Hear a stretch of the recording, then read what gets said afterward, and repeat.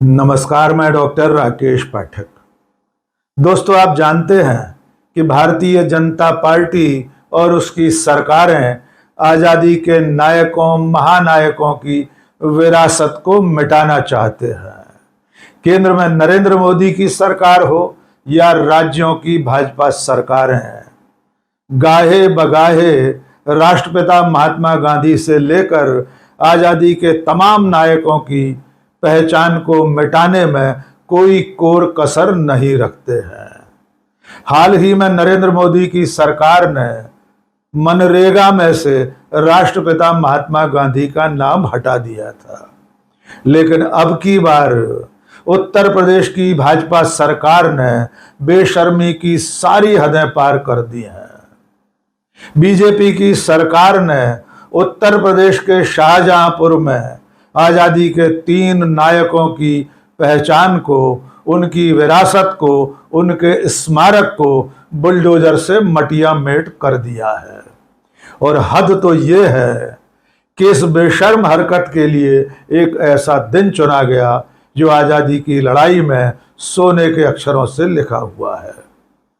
BJP की सरकार ने 23 मार्च को शाहजहांपुर में अमर शहीद पंडित राम प्रसाद बिस्मिल, अशफाक उल्लाह खां और ठाकुर रोशन सिंह के स्मारक को बुलडोजर से रात के अंधेरे में जमी दोज कर दिया है। इसके अलावा ऐसी ही एक हरकत हुई है मध्य प्रदेश में।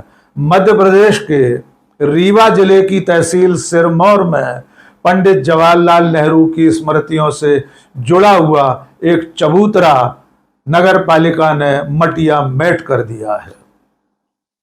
ये दोनों घटनाएं ये बता रही हैं कि भारतीय जनता पार्टी और उसकी सरकारें स्वतंत्रता संग्राम में जो महानायक थे, उनकी जो भूमिका थी, उनकी याद को बचाए और बनाए रखने के लिए जो स्मारक बनाए गए हैं, उनकी मूर्तियां स्थापित की गई हैं, उन सब को मिट्टी में मिलाना चाहते हैं।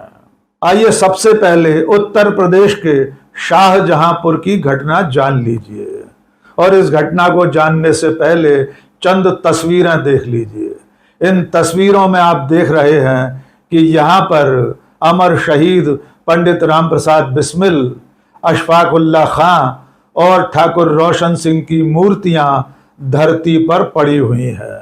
उनके स्मारक को पूरी तरह बुलडोज करके मिट्टी में मिला दिया गया है, और ये सब स्थानीय नगर पालिका ने की। टाउन हॉल में ये मूर्तियां 1972 में स्थापित की गई थी।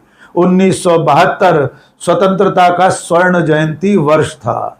इसी मौके पर तत्कालीन नगर पालिका अध्यक्ष वासुदेव गुप्ता ने इन मूर्तियों की स्थापना की थी। टाउन हॉल में बने इस स्मारक को 23 मार्च की रात 3 बजे यानी शहीद दिवस की रात को स्थानीय प्रशासन और नगर पालिका ने बुलडोजर से पूरी तरह मटिया मेट कर दिया है। आप अच्छी तरह जानते होंगे कि पंडित राम प्रसाद बिस्मिल, अशफाक उल्लाह खां और ठाकुर रोशन सिंह ने 9 अगस्त 1925 को काकोरी ट्रेन एक्शन को अंजाम दिया था। इस घटना के बाद अंग्रेज सरकार की चूलें हिल गई थी। इसके बाद जब इन तीनों की गिरफ्तारी हुई, इन पर मुकदमा चला, और उसके बाद अंग्रेज सरकार ने 19 दिसंबर 1927 को उत्तर प्रदेश की अलग अलग जेलों में इन तीनों क्रांतिकारियों को फांसी की सजा दे दी थी। खास बात यह है कि शाहजहांपुर वो शहर है, वो कस्बा है जहां पंडित राम प्रसाद बिस्मिल पले बढ़े। इसलिए उनकी याद में 1972 में तत्कालीन नगर पालिका अध्यक्ष वासुदेव गुप्ता की पहल पर यह स्मारक स्थापित किया गया था। वासुदेव गुप्ता खुद भी स्वतंत्रता संग्राम सेनानी थे।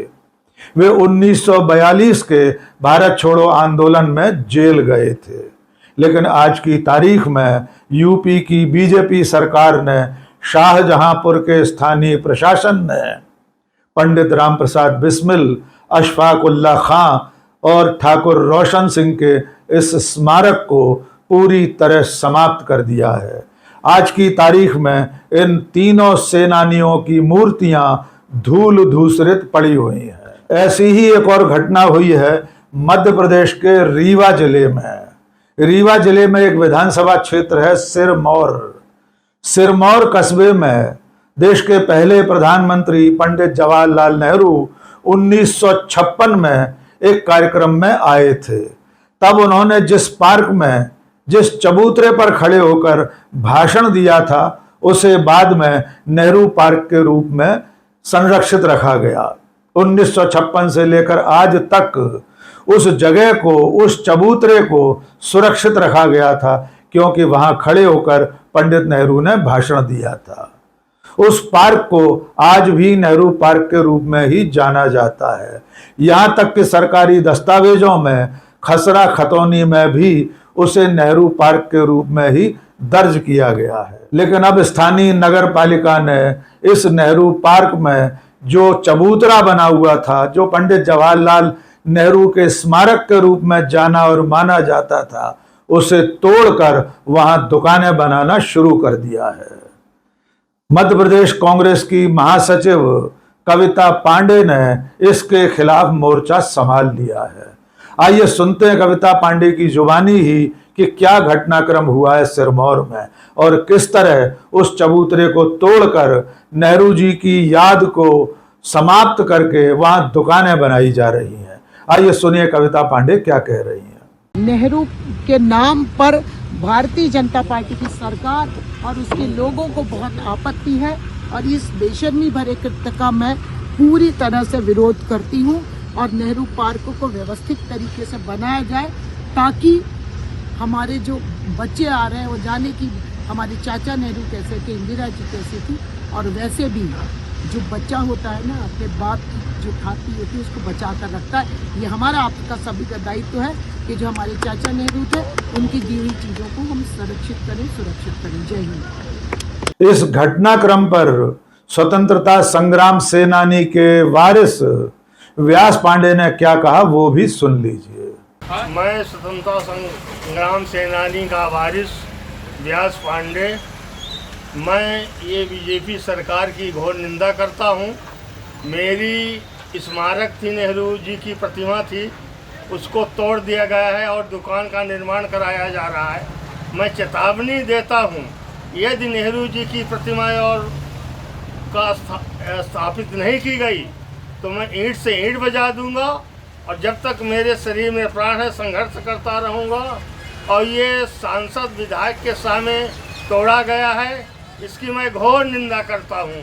धन्यवाद।